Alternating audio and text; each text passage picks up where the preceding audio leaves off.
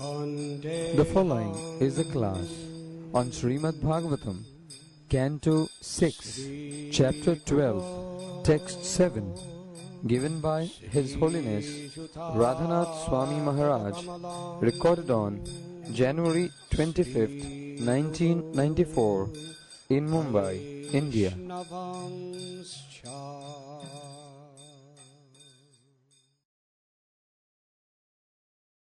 Rachid Attatayanam Jaya Sadaikatra Navai Paratmanam Vinaikam Utpatilaya Stitishwaram Sarvagyam Adyam Purusham Sanatanam. Vitrasura continued, O Indra, no one is guaranteed of being always victorious, but the original enjoyer, the Supreme Personality of Godhead, Bhagavan. He is the cause of creation, maintenance, and annihilation, and he knows everything. Being dependent and being obliged to accept material bodies, belligerent subordinates are sometimes victorious and sometimes defeated. Purport by His Divine Grace. A.C. Bhaktivedanta Swami Prabhupada. The Lord says in Bhagavad Gita, Sarvasya chaham hridishani vishto matasmitir jnanam apohanam cha. I am seated in everyone's heart, and from me come remembrance, knowledge, and forgetfulness. When two parties fight, the fighting actually goes on under the direction of the Supreme Personality of Godhead, who is Paramatma, the Super Soul. Elsewhere in the Gita, the Lord says, Prakrite kriyamanani gunai karamani saravasha ahankara vimudhatma karataham iti manyate.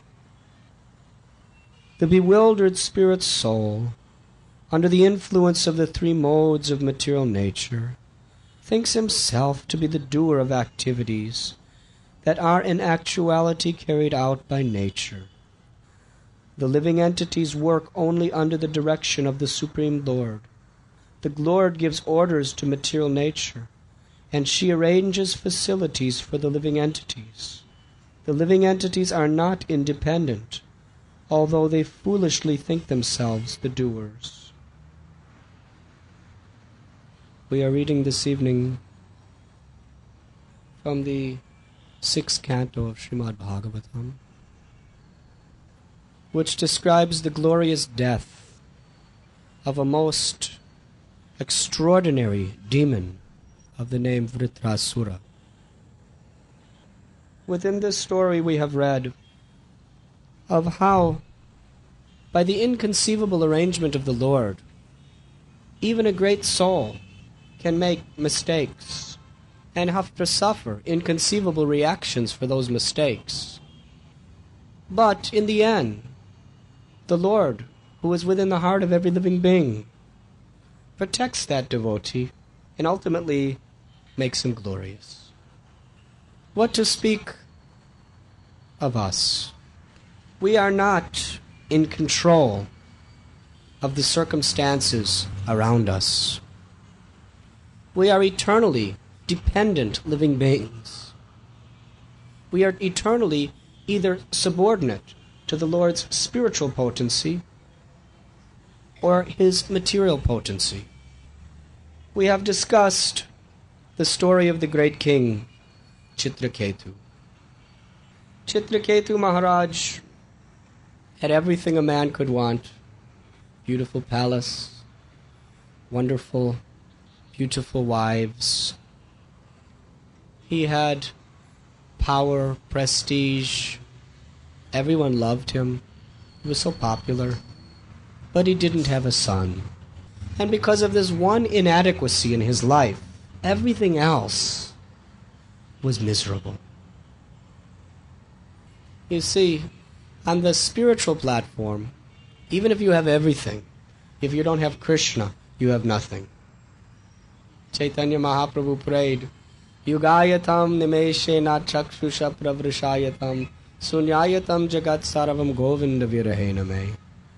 That my dear Lord Govinda, bereft of your blessed vision, this whole world is like a dreary void. The whole universe, there's nothing in it. It is all like a desert without you, my Lord Krishna. This is how a sincere devotee must think. That if we do not have Krishna consciousness, if we are not pleasing Krishna in our efforts, then it is all a failure. Shrameva hi kevalam. Bhagavat says that whatever your occupational duty, whatever responsibilities you may accept in this world, if you are not pleasing Krishna and developing love for him through the performance of your duties, then it is all a waste of time. It is all one big zero. It's worth nothing.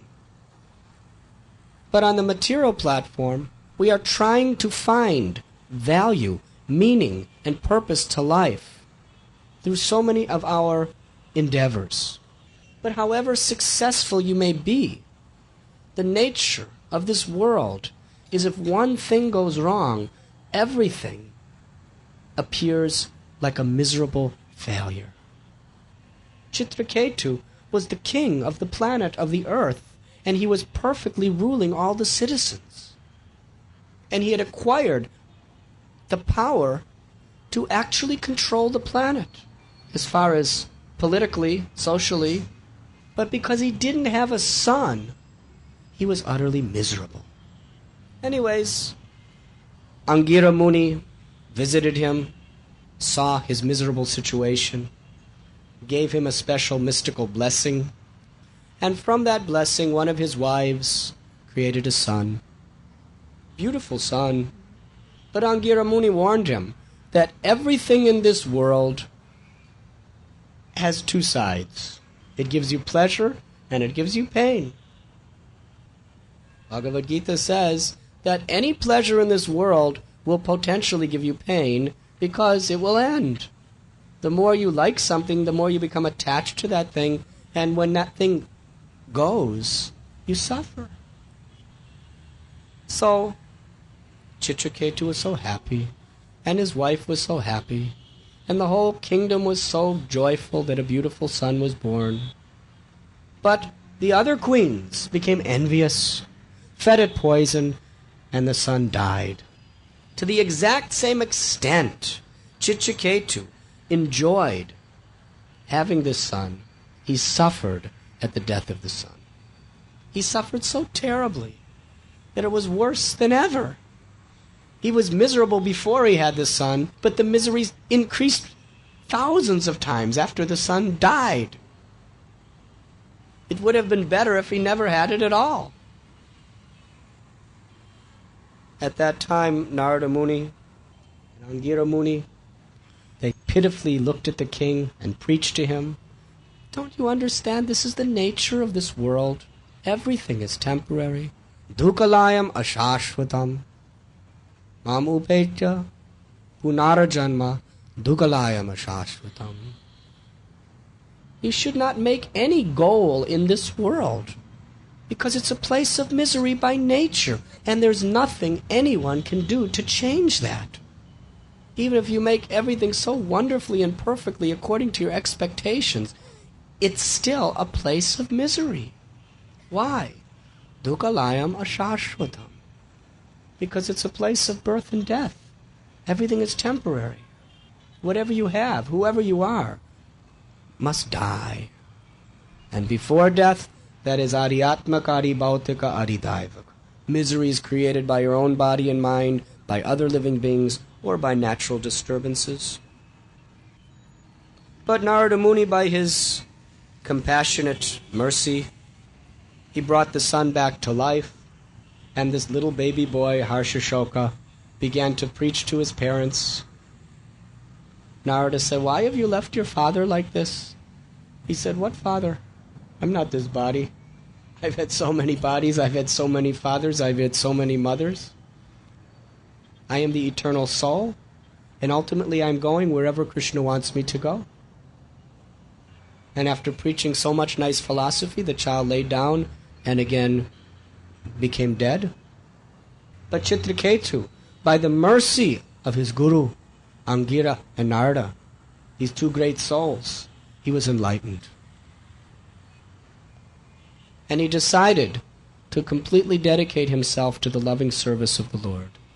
And in that loving service, he became blissful. Even without his son, he transcended the material consciousness and entered into the ecstatic bliss of loving devotional service to the Lord. One day he was traveling around glorifying the name of God, and he happened to see Lord Shiva. And Lord Shiva had his beloved consort Parvati sitting on his lap, which is perfectly proper. After all, she is his eternal consort. But there was something strange about it. While Parvati was sitting on Shankar's lap, there was an assembly of great sannyasis and babajis and renowned sadhus hearing Lord Shiva give a discourse on vairagya, renunciation. So when Chitraketu heard this, he began to laugh. What is this? He's telling all these great sannyasis about renunciation, and his wife sitting on his lap? When Parvati heard this, she became very angry. What? You call yourself a devotee? You call yourself a pious king? But you have insulted a great soul? You don't know the power and the glory of Lord Shiva? He is my husband. A wife cannot tolerate the insult of a husband. This is the nature of chastity. So she cursed Chitraketu to die and to take birth as a demon. An evil! What was his fault? When Chitraketu heard this, that I curse you to take birth in a hellish condition of a demon, Chitraketu, he bowed down at the lotus feet of Mother Parvati, and he said, Mataji, I didn't mean to insult your husband. Not in any way was I criticizing him. I was just actually glorifying him in a humorous way. And I was laughing because it's just not what you usually see. I meant no insult. And I know that within my heart. And I'm sure Shankar has also understood this. But nevertheless, by your kind mercy, you have cursed me to become a demon. So I gratefully accept your curse. And now, Mataji, with your loving permission, please allow me to take my birth as a demon. And then Chitraketu Maharaj departed. After worshipping them, just see the nature of a devotee, before and after. Before he received the blessed mercy of Sri Narada and Angira, he was so attached to his worldly situations. Because he had everything but one thing he wanted, he was miserable. And then he got that one thing he wanted, he lost it, he became even more miserable. But now, he was cursed to lose his life, to lose all of his piety, to lose all of his kingdom, his family, his everything, and become a terrible, ugly demon. But at this time, because by the grace of his guru, he was a devotee, he was not in any way suffering. He was happy because he understood that whatever takes place by the will of providence is ultimately for the good of a devotee. Tatena kampam sushamikshamano bhunjana evatmakritam vibhagam ridvagva purvir vidadam namaste jivetya mukta bade sadayava. A devotee, even in the most painful, suffering conditions, which are inconceivably not even explainable why it's happening to me, such a devotee with folded hands says, my Lord Sri Krishna, thank you. This is your mercy. I will remember you with great devotion. For such a person, liberation is his rightful claim. No one else. Chitraketu Maharaj, as a great self-realized devotee of the Lord, He understood that devotional service is eternal.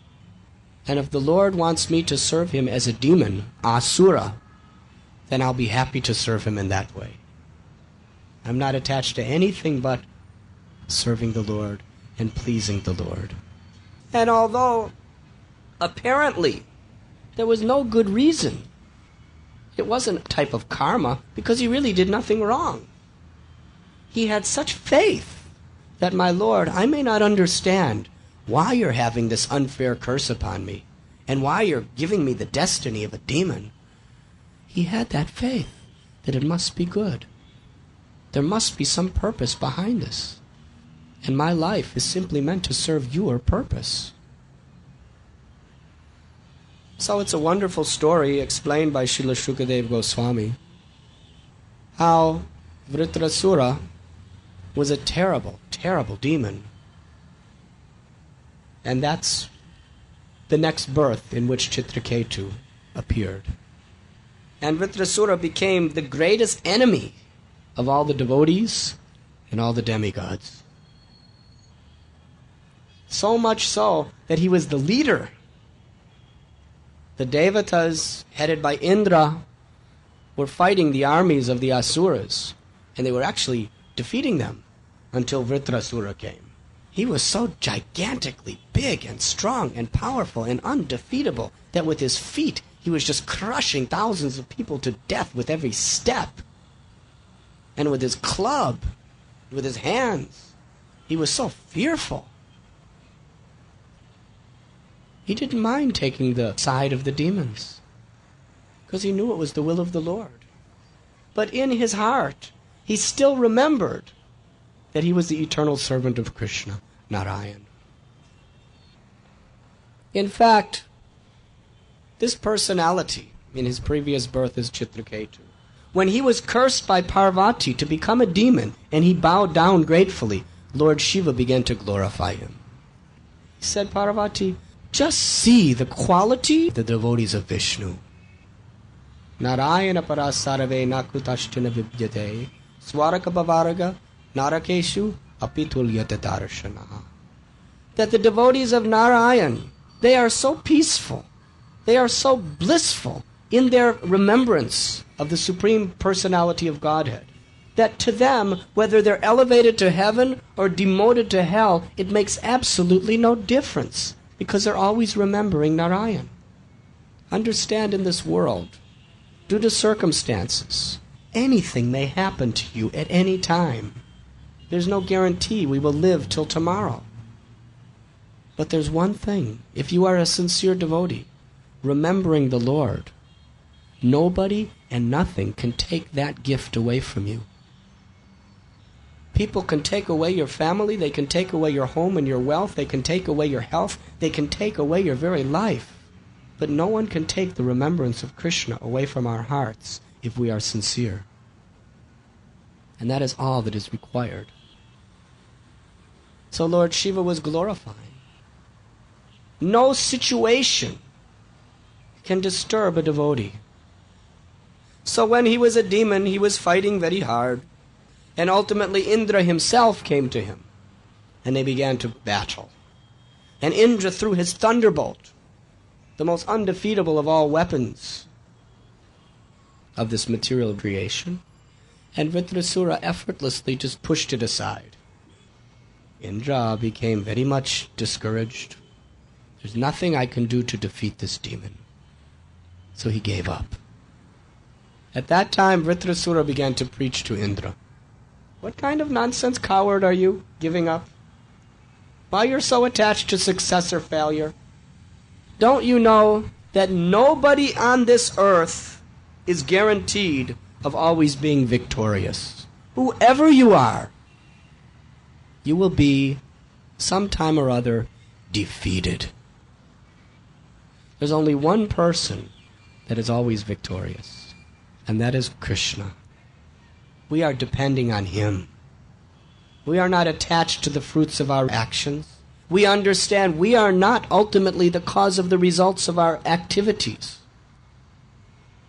He was preaching to Indra, it is your duty to fight. You should not be attached to victory or defeat. This is the same identical teachings that Krishna gave to Arjuna. And here Krishna is speaking through the mouth of a terrible, ugly demon. You see, in this world of reversals, happiness means to not be attached. And how to be detached. Yesterday, one student came to me. This person studied 1.5 years in college, was working so hard, studying so diligently. Her colleagues, they go out on dates. They hardly study at all. They listen to crazy music. They do all sorts of an enjoyment. And she was just studying, disciplined.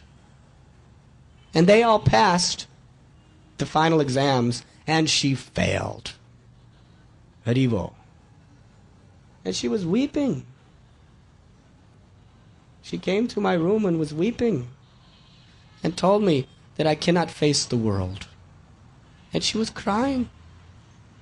And, you know, sannyasis just don't take these things very seriously.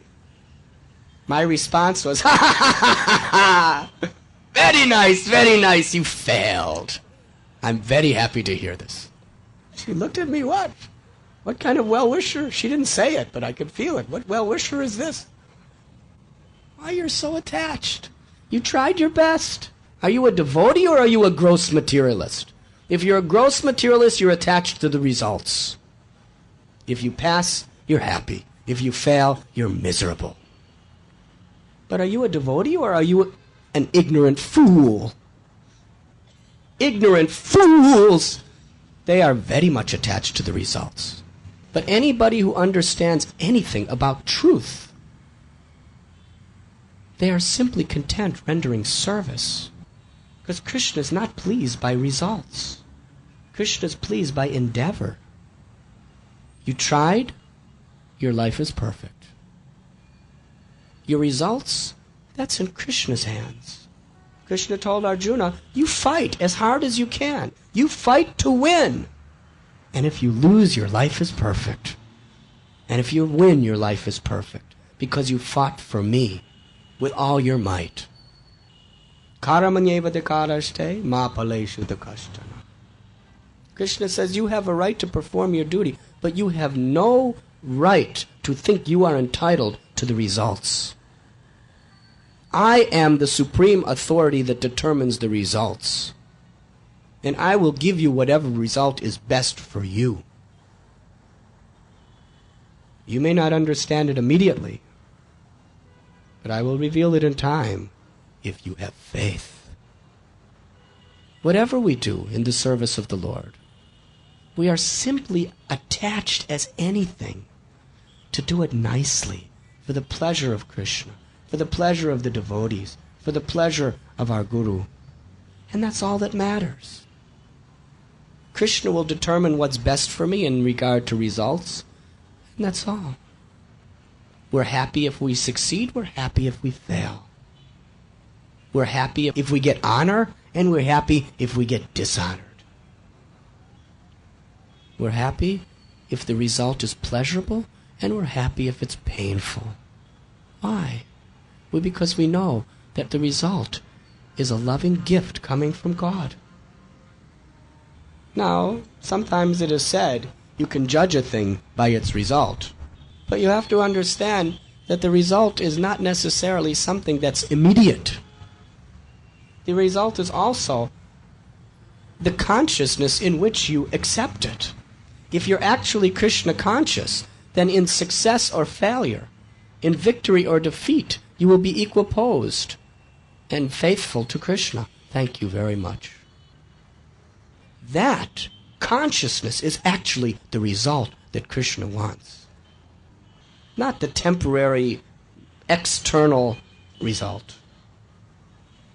Because you know, at the time of death, what's going to determine your future? Not how many times you passed or how many times you failed, how many times you were victorious or how many times you were defeated. All that matters is how you have developed through all those circumstances faith, gratitude and love for Krishna, to remember him in all circumstances. So this devotee that approached me, I was explaining like this, that if Krishna doesn't want you to continue this study, why should you want to? You tried your best. He accepted your devotion. Go on with your life and chant the holy names. Hare Krishna, Krishna Krishna, Hare Hare, Hare Ram, Ram Ram, Hare. Whatever Krishna does for his devotee is perfect. But only one who has faith can understand. Just like Srila Prabhupada, our Guru Maharaj, would sometimes tell a story about a king who had a very, very wise and devoted prime minister. And this prime minister was a great bhakta. And whatever would happen to the king, whenever the king would ask his advice, why did this happen, he would always give him the same answer. It is Krishna's mercy. So one day, the king was on a hunting excursion, and by accident, the arrow cut off his thumb. It's very painful. Not only painful, but it's not very nice looking. And, aristocratic people, they like to look nice. So he was very angry and very depressed. And he went to his prime minister and he said, Why did my thumb get cut off? What did I do?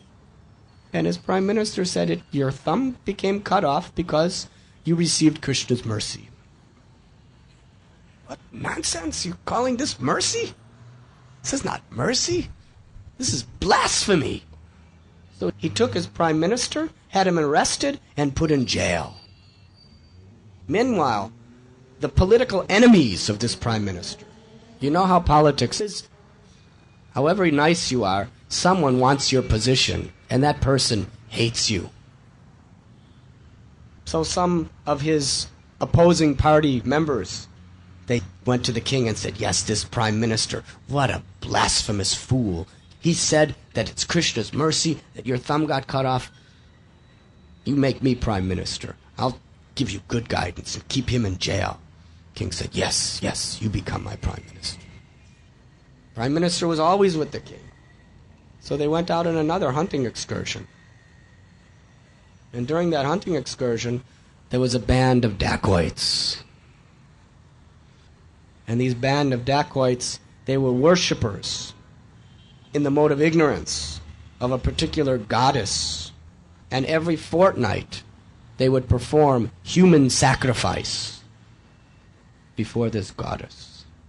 So it was that time they had to kidnap some good-looking man. So they saw the king and the prime minister, and they captured both of them and tied them with ropes and brought them to the temple. And the priest, he looked at the king, all decorated with nice. He said, very nice sacrifice, very nice. He said, Today you are very fortunate, king, that you will give your life for the goddess. We will cut your head off, and she will drink your blood. They took him.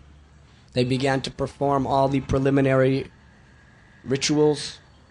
They gave him a bath in scented oils. He was not enjoying it either.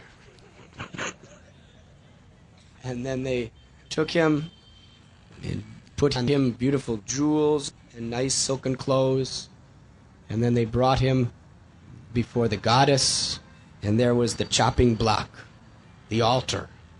And they put his head on the altar, and they picked up a big, sharp, silver sword. And the pujari was about to perform this offering, and he placed the sword on the top of the neck of the king and started chanting all types of mantras. And then he lifted the sword, and just when the sword was about to come down, the pujari saw that this king did not have his thumb. that means he's not a complete human being. That means he's not offerable. So the pujari said, this man has no thumb. We cannot offer him. But that prime minister there, he has all his fingers. So they put the prime minister on the altar. First they gave him the bath. They put him on the altar. They chanted the mantras and finished. And they told the king, you go away. You are not offerable. You are contaminated bhoga. So the king went back. But on his way back to his kingdom, he was thinking, my God, it really was Krishna's mercy that I cut off my thumb, because if I didn't get my thumb cut off, I would have got my head cut off. Prime Minister was right. So he personally went to the prison, and he released him, and he said, you were right. It really was Krishna's mercy. Prime Minister said, yes, Krishna's mercy is so wonderful. In fact, everything that happens to a devotee is Krishna's mercy. So the king asked, if everything that happens is Krishna's mercy, then why, even though with so much love and affection you gave me such good advice, why you had to be thrown in jail and suffer in this dark cell for all these weeks? He said, you want me to tell you why? What kind of Krishna's mercy it is? Because if I wasn't in this dark cell, I would have been your prime minister. And I would have been next to you, and I would have been the one gotten my head cut off. So it's Krishna's mercy. And then the king said, Hare Krishna, Krishna Krishna, Hare Hare, Hare Ram, Ram Ram, Hare. If we always remember Krishna, then Krishna will reveal. He will reveal to us at every stage of our life how we can progress in serving Him and loving Him under every situation. And it is for this reason that we chant the holy names of the Lord. And it is for this reason that we require the association of the Lord's devotees.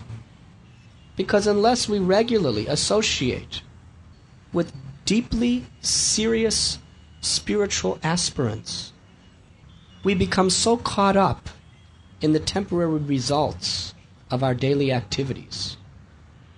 We become so much influenced by the dualities of material nature: success, failure, happiness, distress, pleasure, pain, honor, dishonor, heat and cold. But the devotees continuously remind us, just perform your service for Krishna. Just be sincere and chant His holy names. And your life is perfect. Krishna will protect you. In that association, we can be able to recognize Krishna's mercy at every stage of our life. But without that association, we are doomed to see everything according to our own material calculations. So Vitrasura, he's preaching to Indra that, Indra, I'm a demon and you're a devotee, at least as far as external appearances. But what kind of devotee you are? Why you're so attached to this body which is going to perish today or tomorrow anyway? Your duty, your service, is to fight me. What do you care whether you live or die? You're going to die anyway. You just do your duty. And then he told Indra that personally, I'm also a devotee, even though I'm a disguise of a demon. Sometimes demons disguise as devotees, and sometimes devotees disguise as demons. You have to have spiritual vision to understand who's who. You have to understand not by how they appear, by what they speak and what they do. You see, sometimes people are very much misled to evaluate another person by certain external appearances. Like, for instance, today in India, there is the caste system. This caste system was originally created by Krishna. It's perfect. It's good. It's the most excellent possible way of organizing society so that everyone, without exception, progresses, materially as well as spiritually. But due to the nature of the exploitative minds of greedy people and proud people, they have completely perverted this system. Krishna says, Chatur varna mayastristam guna karma vibhagasha. According to a person's qualities and a person's actions, he should be considered a Brahman, Kshatriya, Vaishya, Shudra, or a Brahmachari, Grihastha, Vanaprastha, or Sannyas. Krishna does not say anything about janma or birth. But today, if you're born in an untouchable family, you are condemned to be untouchable forever. If you're born in a Malecha nation, you are condemned to be a Malecha forever. If you're born a Brahmin, even if you're addicted to eating meat, drinking alcohol, and having all other illicit activities, you're to be respected as a Brahmin? Krishna condemns this conception. If you have the birth in a house of doctors, you have every opportunity to become a doctor.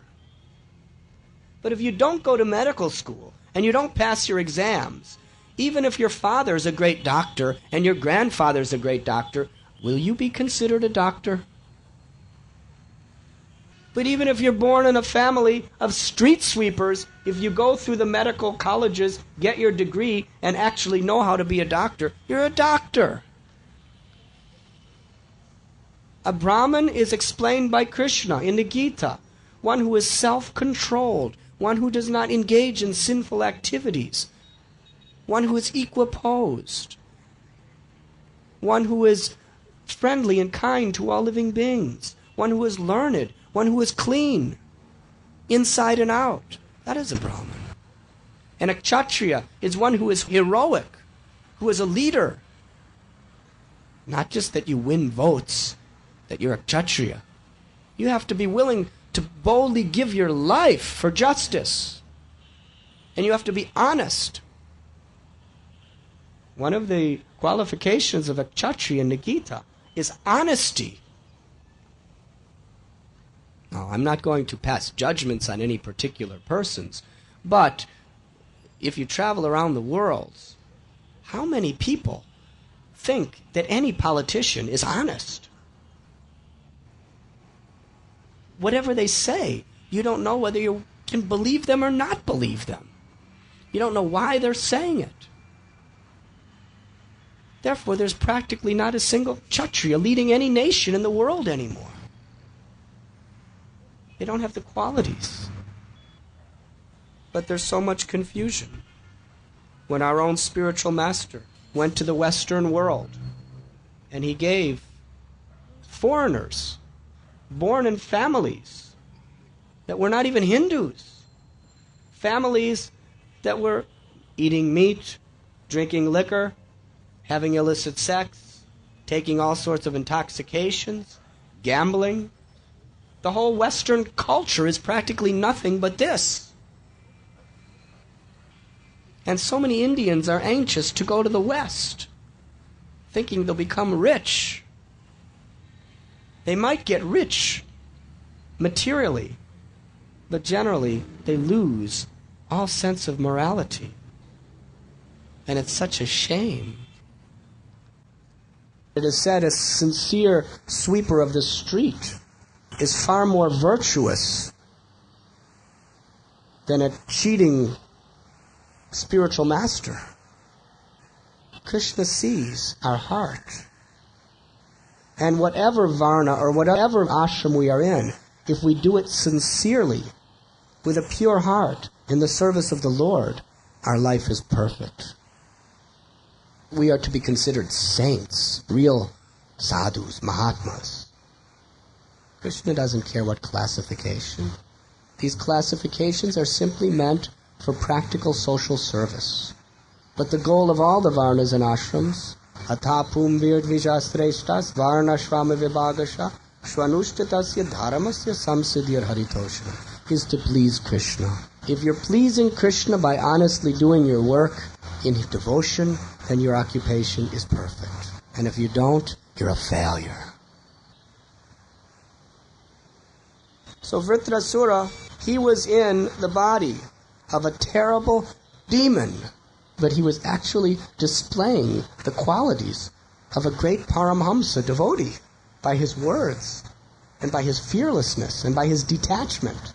And Indra, leader of the devotees, the demigods, he was behaving like a coward attached to his body, his life, his wealth, his kingdom, and everything else. So Vitrasura preached to him, "You may think I'm a demon, because I look like one, but actually, I'm always thinking of Krishna." I'm constantly thinking of Krishna. Therefore, I'm not afraid of birth and death. In fact, I want you to kill this body, because I don't want this demon body anymore.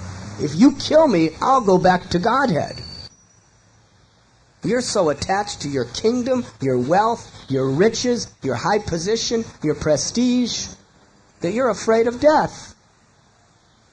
But I want to die, because I know I'm going back to Krishna. So please, fight and kill me. Such a devotee. Such detachment, such faith, such conviction. And Vitrasura, he arranged in such a wonderful way so that Indra would defeat him, and he was simply immersed in the beautiful thought of his beloved Lord Narayan, and he returned to his original spiritual form in the spiritual world. So victory and defeat, we must know, is very temporary in this world.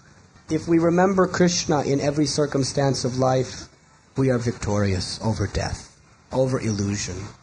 If we forget Krishna, even if we are so-called victorious, we have been defeated by illusion. We have been defeated by Maya. This is the only standard by which a devotee calculates whether something is successful or a failure, by how much we are living by the Word of God and remembering His holy name.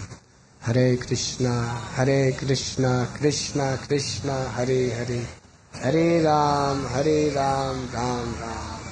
So the inconceivable arrangements that come before us in our life, we have to see each one as an opportunity to come closer to Krishna. What you look for will be revealed to you. If you look for Krishna in everything that comes in your life, you will find Krishna. If you're looking to see the material situation and try to understand the reason why, then all you'll see is the material situation, and you'll get some material answer why. So we must know that Krishna is the Supreme Controller. And for those who are sincerely remembering Him, praying to Him and chanting His name, that whatever comes in that person's life is the perfect mercy necessary for that devotee to progress. And therefore such a devotee is grateful to welcome whatever gift Krishna gives. In every situation, he simply wants to reciprocate with that gift by offering more and more and more service. Now, this may seem very difficult, but actually it is natural. As we develop spiritual qualities, to joyfully accept Krishna's mercy in every situation is our nature. And the purpose of this human form of life is to awaken that original nature that is within us. How do we awaken that nature? By hearing the glories of the Lord. By honestly and sincerely being the servant of the servant of the servant of those persons who are genuinely trying to serve the Lord. And most of all, by purifying our hearts through associating with the Lord, who is eternally present within the beautiful sound of His name. When we chant the holy names of the Lord, under the guidance of the Lord's devotees, then the awakening of our spiritual nature takes place. Through regularly chanting the names of the Lord and associating with devotees, naturally we are able to perceive the beauty, the love, and the mercy of Krishna in every situation of our life. So therefore, this is the Yuga Dharma that the scriptures have given us, and that the Supreme Lord in his form of Lord Chaitanya Mahaprabhu, came to distribute. This age of Kali Yuga is an ocean of faults. Everywhere you look, there is quarrel, hypocrisy, and various forms of pollution. But there is one benediction in this age of Kali, that we can always remember Krishna by chanting his holy names. Hare Krishna, Krishna Krishna, Hare Hare, Hare Rama, Rama Rama, Hare Hare. Thank you very much. I want to make one very nice announcement, that tonight's program, so wonderfully organized by our dear and beloved friend Chandrakant Belari, and he especially organized this program to invoke the love and the blessings of all of the devotees upon his daughter and grandson, Sheila and Aditya, because today is the birthday for both of them. And of course we understand that human birth is meant for self-realization. Human birth is not meant for eating, sleeping, mating, and defending, however grandiose we may do it. And the fact that we've given this opportunity of a human birth is so precious, it's so glorious. Through utilizing this human birth properly, we can attain the supreme perfection, liberation from birth and death, and entrance into the eternal loving service of the Lord. This is the glory of our birthday, when we use this birth for its real divine purpose. And the purpose of human birth is attained by receiving the blessings of the great devotees of the Lord. Receiving the blessings means we accept them. It means we ask for it. And then we receive it by following the teachings. Then our human birth is glorious. So on this evening, I would like all the devotees to offer their prayer and give their blessings to Sheila and Aditya on their birthday, and to Mr. Belari, even though it's not his birthday. He's made so many wonderful arrangements for all of us to be here in this beautiful terrace together, hearing and chanting the glories of the Lord. Thank you very much. Hari Bol.